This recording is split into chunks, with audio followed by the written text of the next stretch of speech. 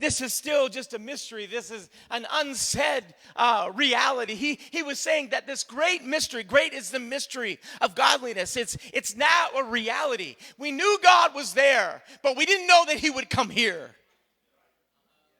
That's the mystery of it all. And why would he? Why would God leave heaven? Why would God leave a throne room with angels that cry what we sang at the end of the choruses this morning? Holy, holy, holy Lord God Almighty. Why would God step out of that eternal realm and step into our realm? Why would he do that? That is a mystery. I don't know the answer to that question. I don't have it in my back pocket. I don't have it in my notes this morning. It may be a mystery today, but the reality is it is a reality. It's a revelation. It's a promise that we can hold on to this morning. Because God came, we have hope. Because God showed up, we have an opportunity to leave sin behind and step into salvation. That is why we're here today. That is the mystery of it all. The mystery is not that God did it. The mystery is why would he do it?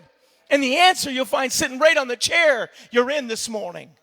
That's why he did what he did, because he loved you that much. For God so loved the world that he gave his only begotten son. That kind of love saved us. That kind of love reached for us. That kind of love said, you know what? I've got to go. The law couldn't do it. It was weak in that the law was weak through the flesh. God sending his own son, the likeness of sinful flesh, and for sin, condemned sin in the flesh. I tell you why. That's a hope today, because salvation came to reach us.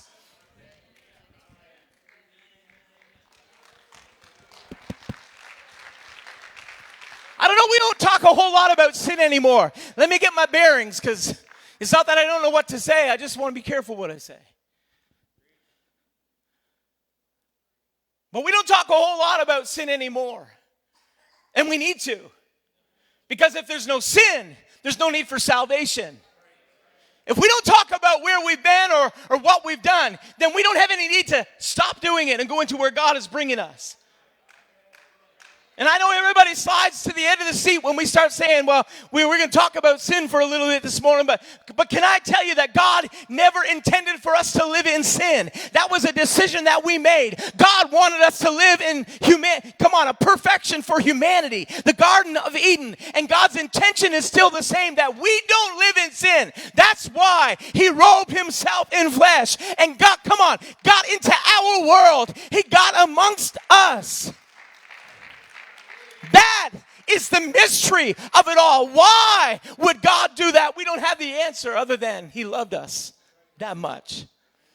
He loved us with an unfathomable love. He loved us in spite of where we were. He loved us the way that he found us. He loved us in the midst of our sin. He loved us in the midst of our circumstances. He loved us in all of our wrongdoing. He loved us. He saw beyond that and said, come on, let's go. I've got a plan of salvation. I've got a way out. I've got a road that you can walk. I've got salvation that you can have. Come on, we're going to baptize a gentleman this morning.